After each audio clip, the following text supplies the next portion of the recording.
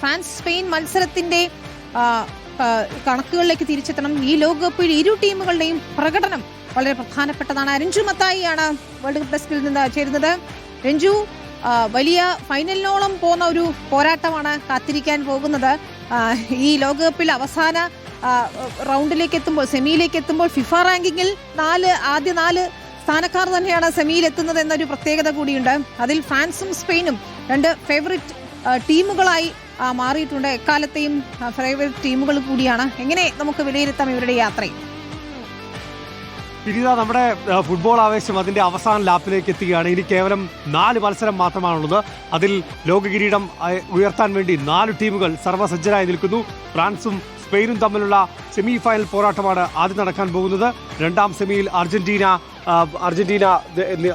ഇറങ്ങാൻ പോകുന്നു. അങ്ങനെ ആദ്യ സെമിയിൽ സ്പെയിനും ഫ്രാൻസും നേർക്കുനേർ വരുമ്പോൾ നമുക്ക് ഫ്രാൻസിന്റെ ഈ സെമിയിലേക്കുള്ള വരവ് പരിശോധിക്കാം. അവർ ആദ്യ മത്സരത്തിൽ സെനഗലിനെയാണ് നേരിട്ടത്. ആദ്യ മത്സരത്തിൽ സെനഗലിനെതിരെ 3-1 ജയിക്കാൻ കഴിഞ്ഞു. ആദ്യ മത്സരത്തിൽ തന്നെ എംബാപ്പെ സ്കോർ ചെയ്തുകൊണ്ട് ഫ്രാൻസിന് ഒരു ഗംഭീര തുടക്കം നൽകാൻ കഴിഞ്ഞു. സെനഗലിന്റെ മികച്ച സംഘമായിരുന്നു സെനഗലിന്റെ. സാഡിയോ മാനയുടെ അടക്കം ഉള്ള താരങ്ങൾ സെനഗൽ നിരയിലുണ്ടായിരുന്നു. പക്ഷേ ആദ്യ മത്സരത്തിൽ തന്നെ ഗംഭീര ജയത്തോടെ തുടങ്ങാൻ ഫ്രാൻസിന് കഴിഞ്ഞു. 2ാം മത്സരത്തിൽ ഇറാഖിനെതിരെയായിരുന്നു. താരതമ്യേന ഒരു വലിയ ഫൈറ്റ് ഒന്നും ഇല്ലായിരുന്നു ഇറാഖിനെ സംബന്ധിച്ച്. പക്ഷേ അനായാസം ജയിച്ചു കയറാൻ അന്നും ഫ്രാൻസിന് കഴിഞ്ഞു.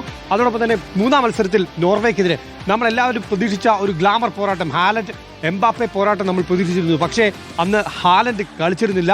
ഹാലൻഡിന് വിശ്രമം നൽകി. പക്ഷേ അനായാസ ജയം സ്വന്തമാക്കാൻ ഫ്രാൻസിന് കഴിഞ്ഞു. 4-1 നോർവേക്കെതിരെ ഫ്രാൻസിന്റെ ജയം എന്ന് പറയുന്നത്. അതിനുശേഷം റൗണ്ട് ഓഫ് 16 വരികയാണ്. റൗണ്ട് ഓഫ് 32 നമ്മൾ ആദ്യം പരിശോധിക്കണം. റൗണ്ട് ഓഫ് 32 സ്വീഡനായിരുന്നു അവരുടെ എതിരാളികൾ.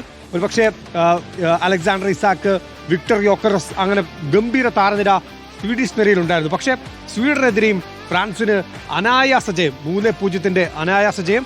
എംബാപ്പെ ഗോൾ വേട്ട തുടർന്ന മത്സരം. അങ്ങനെ ഗംഭീര ജയത്തോടെ സ്വീഡനെയും വീഴ്ത്താൻ കഴിഞ്ഞു. അതിനിടയിൽ ഒരു വ്യത്യസ്തമായ ഒരു മത്സരം നടന്നത് പാരഗ്വേക്കെതിരെയാണ്. ഫ്രാൻസിന്റെ പതിവ് ശൈലി എല്ലാം മാറിയത് പാരഗ്വേക്കെതിരെയാണ്. പാരഗ്വേക്കെതിരെ 1-0 ഫ്രാൻസ് ജയിച്ചത്. പക്ഷേ ആ മത്സരം ഫൗളുകൾ കൊണ്ടും തർക്കങ്ങൾ കൊണ്ടും താരങ്ങളുടെ പരസ്പര വൈരങ്ങൾ കൊണ്ടും ശ്രദ്ധേയമായിരുന്നു ആ പോരാട്ടം. പക്ഷേ 1-0 ഫ്രാൻസിന് ജയിക്കാൻ കഴിഞ്ഞു എന്നുള്ളതാണ്. ആ നിർണായക ഗോൾ നേടിയത് എംബാപ്പെ തന്നെയായിരുന്നു. അതുകൊണ്ട് തന്നെ ഫ്രാൻസ് പാരഗ്വേക്കെതിരെയാണ് റൗണ്ട് ഓഫ് 16 പ്രീ ക്വാർട്ടറിൽ ഒന്ന് പരീക്ഷിക്കപ്പെട്ടത്. മൊറോക്കോയ്ക്കെതിരെ ക്വാർട്ടർ ഫൈനലിൽ മൊറോക്കോയ്ക്കെതിരെ നമ്മളൊരു വലിയ പോരാട്ടമാണ് പ്രതീക്ഷിച്ചത്. പക്ഷേ ഇസ്മായിൽ സൈബാരി ഇല്ലായിരുന്നു. ഇസ്മായിൽ സൈബാരി ഇല്ലാത്തത് കൊണ്ട് തന്നെ മൊറോക്കോയുടെ ആക്രമണത്തിന്റെ കുന്തമുനയൊക്കെ തകർന്നതായിരുന്നു. അതിൽ 2-0 ജയിച്ചു വരാൻ ഫ്രാൻസിന് കഴിഞ്ഞു. ഫ്രാൻസ് അങ്ങനെ അനായാസം, അങ്ങനെ കാര്യമായി പരീക്ഷിക്കപ്പെട്ടില്ല എന്നുള്ളതാണ് എൻ്റെ ഒരു വിലയിരുത്തൽ. ഇനി നമുക്ക് സ്പെയിനിന്റെ മത്സരത്തിലേക്ക് വരികയാണെങ്കിൽ, സ്പെയിൻ ആദ്യ മത്സരത്തിൽ കേപ്പ് വെർദെക്കെതിരെ ഗോൾ രഹിത സമനില, എല്ലാവരെയും ഞെട്ടിച്ചുകൊണ്ട് കേപ്പ് വെർദെ സ്പെയിനെ സമനിലയിൽ തളയ്ക്കുന്ന കാഴ്ച നമ്മൾ കണ്ടതാണ്. കേപ്പ് വെർദെ വൊസീഞ്ഞോയുടെ ഒരു ത്രസിപ്പിക്കുന്ന പ്രകടനമാണ് അന്ന് സ്പെയിനെ തടുത്തു നിർത്തിയത്. പക്ഷേ 2ാം മത്സരത്തിൽ സൗദിക്കെതിരായ 2ാം മത്സരം, അത് നിർണായക മത്സരമായിരുന്നു. ആ മത്സരത്തിൽ ജയിച്ചു കയറാൻ സ്പെയിന് കഴിഞ്ഞു. ഒയാർസാബാൽ അന്ന് ഫോം വീണ്ടെടുത്തു എന്നുള്ളതാണ് ഏറ്റവും ശ്രദ്ധേയമായ കാര്യം. അങ്ങനെ 3ാം മത്സരത്തിലേക്ക് വരികയാണെങ്കിൽ സ്പെയിൻ യുറുഗ്വായ് പോരാട്ടം, അത് ആ ഗ്രൂപ്പിലെ ഏറ്റവും ക്രൂഷ്യൽ മത്സരമായിരുന്നു. ആ യുറുഗ്വായ്ക്കെതിരെ മത്സരം 1-0 ജയിച്ചു കയറാൻ സ്പെയിന് കഴിഞ്ഞു. അതായിരുന്നു ആ ഘട്ടത്തിലെ ഒരു ടഫ് ഫൈറ്റ് സ്പെയിന് കിട്ടിയിരുന്നു. കാരണം ഉറുഗ്വൈ നന്നായി ആക്രമിച്ച് കളിച്ചു. കടുത്ത ആക്രമണങ്ങൾ ഉണ്ടായിരുന്നു. കടുത്ത ഫൗളുകൾ നിറഞ്ഞ മത്സരമായിരുന്നു. മാർസെലോ ബിയൽസയെ സംബന്ധിച്ച് വളരെ നിർണായകമായിരുന്ന മത്സരമായിരുന്നു. അതുകൊണ്ട് തന്നെ ഉറുഗ്വൈ മികച്ചൊരു ഫൈറ്റ് കൊടുത്തു. പക്ഷേ സ്പെയിൻ അലക്സ് ബയനയുടെ ഒറ്റ ഗോളിൽ ജയിച്ചു കയറി നമ്മൾ കണ്ടു.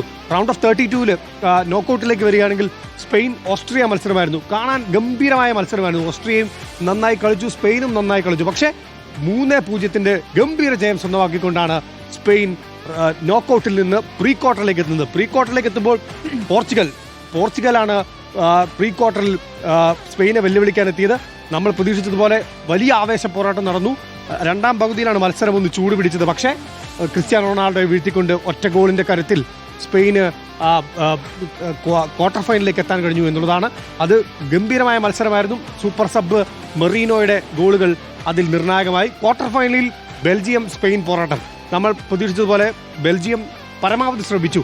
റൊമേലു ലുക്കാക്കുവും ലിയാൻഡ്രോ ട്രൊസാർഡും ഒക്കെ ഗംഭീര ശ്രമങ്ങൾ നടത്തി. പക്ഷേ സ്പെയിനെതിരെയും ബെൽജിയത്തിനെതിരെയും സ്പെയിന് ജയിച്ചു കയറാൻ കഴിഞ്ഞു.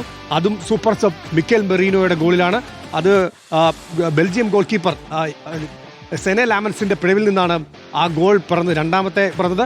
മിക്കേൽ മെറീനോ വീണ്ടും സ്പെയിനിന്റെ ഗംഭീര ഫോമിലേക്ക് ഉയർത്തുകയാണ്. അങ്ങനെ ഇതാണ് ഇരു ടീമുകളും സെമിയിലേക്ക് എത്തിയ വഴി ഇതാണ്.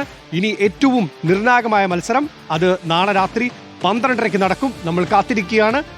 ലമീൻ യമാലാണോ കിലിയൻ എംബാപ്പയാണോ ജയിച്ചു കയറുന്നതെന്ന് നമുക്ക് കാത്തിരുന്ന് കാണണം. വിനീത, രഞ്ജു, നമ്മൾ ഒരു തലമുറ ഇപ്പോൾ മെസ്സിയും റൊണാൾഡോയും ഒക്കെ ഈ ലോകകപ്പിൽ നിന്ന് വിട പറയുന്നു. ചിലപ്പോൾ ക്ലബിലൊക്കെ കളിച്ചേക്കാം, രാജ്യത്തിന് വേണ്ടിയും മറ്റു മത്സരങ്ങൾ കളിച്ചേക്കാം. പക്ഷെ പുതിയൊരു തലമുറ കൂടി രൂപപ്പെടുന്നു എന്നുള്ളതാണ് വലിയ സന്തോഷം. എംബാപ്പയും യമാലും പോലുള്ള താരങ്ങൾ, ഹാളണ്ടിനെ പോലുള്ള താരങ്ങളൊക്കെ പ്രതിഭകളായി എത്തുന്നു. ഒരു അടുത്ത തലമുറയിലേക്കുള്ള വഴിമാറ്റം കൂടിയാണ് ഈ ലോകകപ്പ്, അല്ലേ?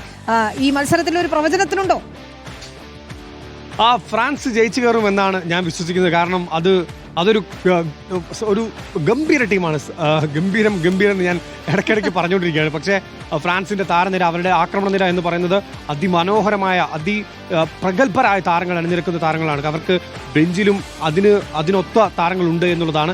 Mbappe, Ousmane Dembele, Michael Olise എംബാപ്പയ്ക്ക് ഗോൾ അടിച്ചു കൂട്ടാൻ അവസരങ്ങൾ മെനയുന്നതിൽ മത്സരിക്കുകയാണ് മിക്കേൽ ഒലീസെ എന്ന് പറയുന്നത്. അയാളുടെ മത്സരം കാണുമ്പോൾ നമുക്ക് കുറച്ച് മെസ്സിയെ കാണാം, അദ്ദേഹത്തിന്റെ മൂവ്മെന്റിൽ കുറച്ച് റൊണാൾഡോയെ കാണാം. മിക്കേൽ ഒലീസയെ അങ്ങനെ അത്ഭുതത്തോടെ നോക്കി നിൽക്കുന്നവയാണ് ഫുട്ബോൾ ആരാധകർ. അതോടൊപ്പം തന്നെ സ്പെയിനിന്റെ നിരയിലേക്ക് വരികയാണെങ്കിൽ പെഡ്രി ഫോമൗട്ടായി എന്ന് എല്ലാവരും ആശങ്കയോടെ നോക്കിക്കാണുന്നുണ്ട്. പെഡ്രിയുടെ ക്രൂഷ്യൽ പാസുകളൊന്നും വരുന്നില്ല. പക്ഷേ കഴിഞ്ഞ മത്സരത്തിൽ ഫാബിയൻ റൂയിസ് വന്നപ്പോൾ അവരുടെ മധ്യനിര ഉണർന്നു, സ്പെയിനിൽ കൂടുതൽ അവസരങ്ങൾ സൃഷ്ടിക്കുന്നു. അങ്ങനെ ആ ഫുട്ബോളിന്റെ നാടകീയത അങ്ങനെ ഗംഭീരമായി തുടരുകയാണ്. അതുകൊണ്ട് ഫ്രാൻസ് ജയിക്കുമെന്നാണ് ഞാൻ പ്രതീക്ഷിക്കുന്നത്. പക്ഷേ ഒട്ടും എളുപ്പമാവില്ല. അതാണ്, ഫുട്ബോൾ പ്രവചനാതീതമാണ്, ഓരോ മിനിറ്റും നിർണായകമാണ്. Thank you. രഞ്ജു മത്തായിയാണ് വേൾഡ് കപ്പ് ഡെസ്കിൽ നിന്ന് വിശദാംശങ്ങൾ നൽകിയത്.